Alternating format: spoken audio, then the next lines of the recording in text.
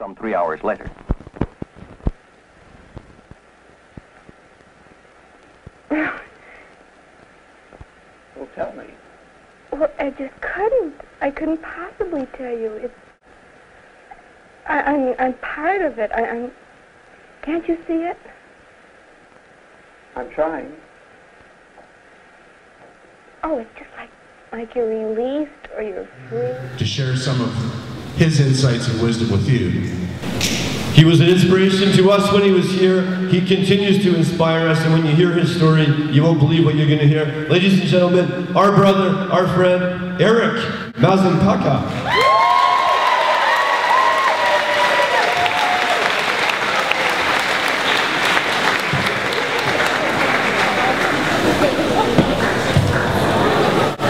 Hey, can I round of applause for Gordon and Marky? Come on!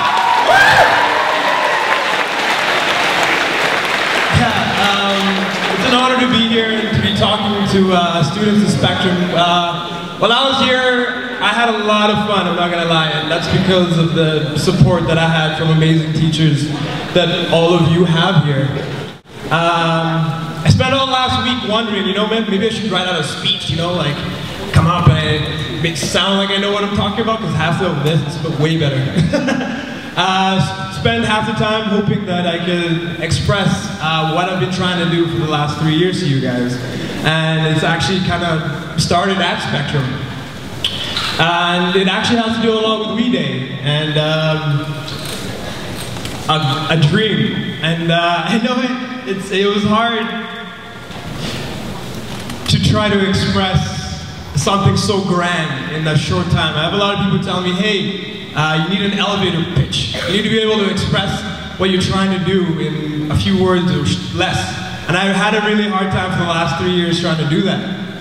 And my goal was to host the next Woodstock in Africa. Sounds simple enough, right?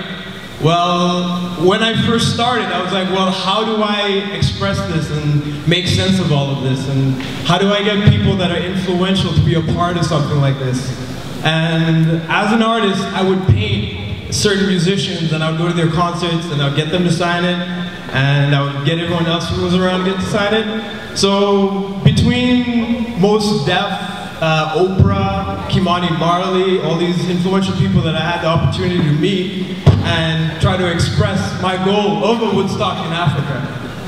Now, music, like we all know, is very important, and in a generation where I bet you 90% of the people walking around have headphones in, right? They're all listening to their own music. It's a weapon. Fela Kuti, who is a famous Nigerian musician, said music is the weapon of the future, and it is the weapon of the future. We're at a very incredible time in history when we're able to share music. You know, anyone here who's a musician they can write down their music and they can share it on YouTube, and the whole world gets to hear what you're saying. So I was like, okay, Woodstock in Africa again. It kept coming up. But not just Woodstock in Africa. I'm talking about a moment in time where the whole human race, for a brief moment, is reminded where we came from. Now, after 200,000 years of human evolution and growth, that's rapidly changed everything that we know. 200,000 years ago, we all came from the same home.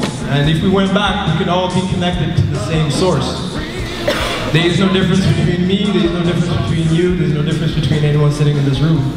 We're all part of the same, and once again, Woodstock in Africa. Now, as this idea grew and I met more and more influential people, I started making movies and films that played in LA film festivals and documentaries to try to make sense of all of this.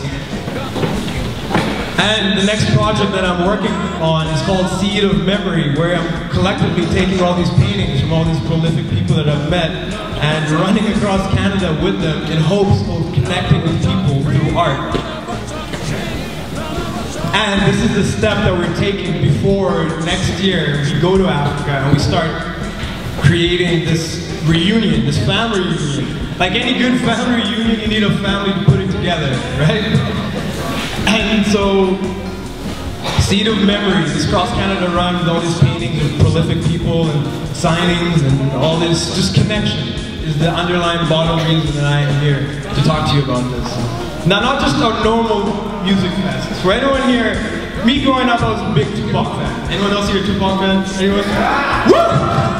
But when I saw the hologram of Tupac performing, man, that was the most inspirational thing I've seen, because now we're not only able to bring back inspirational, prolific people and have their voice still ring on, but I always imagine seeing Martin Luther King at the podium in Africa, saying, "I have a dream." Imagine the Beatles come together right now over me. Jimi Hendrix, Bob Marley. Holograms that would utter messages of love and unity in the soil that we came from. Now imagine a few 100,000 people standing in the very place that we began, rejoicing in love and seeing something so utterly incredible and amazing, and they're blown away at awe. That they're sitting there and watching musicians that have been dead for decades come back to spread a message of love. I realized that we are able to render that message that he had and have somebody like Nelson Mandela once again take the podium for a Woodstock in Africa. Now, that was taking a long time for me to even just get to the place that I'm at now. 3 years of my life I've dedicated. At a certain point in my life, I was slumming. Anyone here been to the Victoria Event Center? Yeah, I used to live in the bottom basement. That was my art studio, sleeping on theater chairs. And I dedicated myself to the ideal that one day the human race will return to where it started and rejoice.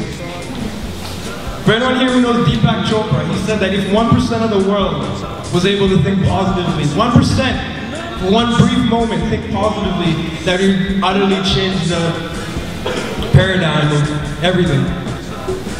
And as I look out to all you kids out there that are the future, and for anyone here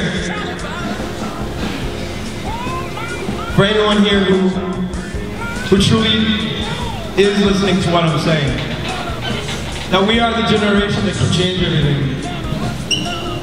And this Woodstock in Africa, it might not happen anytime soon, but when that moment happens, when a whole generation is inspired by a group of musicians that haven't performed in decades. Now my challenge to you is to not see any difference between anyone here. You can look at the student to your right and the student to your left, and at the end of the day, we're all part of the same human family. Now I thank you for the time, and I thank you for listening to me, and I thank you, Spectrum, for having me up here talking.